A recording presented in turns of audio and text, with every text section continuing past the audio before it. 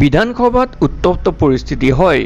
আকৌ এবাৰ বিধানসভাত উত্তপ্ত পৰিস্থিতি। মৰিয়নিৰ বিধায়ক ৰূপজ্যোতি কুৰ্মীৰ আকৌ এবাৰ উদ্ভণ্ডালি।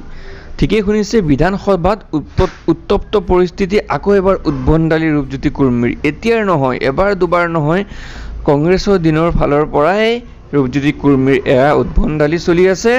আৰু এবাৰ ছাগলী নহয়, এবাৰ হৈছে সিংহৰ দৰে গৰজি উঠিছে ৰূপজ্যোতি কুৰ্মী। বিধায়ক চেয়াৰমেন আলীৰ ওপৰত চোচা লৈ ৰূপজ্যোতি কুৰ্মী নিজৰ বহা আসনৰ পৰা উঠি গৈ ৰূপজ্যোতি কুৰ্মী চেয়াৰমেন আলীৰ আসনৰ ওচৰত গৈ মাৰিবলৈ চেষ্টা কৰিছে বিধায়ক ৰূপজ্যোতি কুৰ্মীয়ে। আৰু লগতে বিধানসভাৰ উত্তপ্ত পৰিস্থিতি হোৱাত বিধানসভাৰ কাৰ্যকাল স্তব্ধ ৰখা হ'ল। বিধানসভাৰ কাৰ্যকাল স্তব্ধ ৰখা হ'ল খন্তেক সময়ৰ কাৰণে। মৰিয়নিৰ বিধায়ক ৰূপজ্যোতি কুৰ্মীৰ এয়া অশ্লীলতা আৰু সহ্য কিমান কৰিব, আৰু সকলো বিধায়ক জাঙুৰ খাই উঠে। বিধানসভাত উত্তপ্ত পৰিস্থিতি, ৰূপজ্যোতি কুৰ্মীয়ে চেয়াৰমেন আলীক চোচা লৈ যায়। হয়, এয়া এবাৰ দুবাৰ নহয়, ৰূপজ্যোতি কুৰ্মীয়ে সংবাদৰ শিৰোনাম দখল কৰে।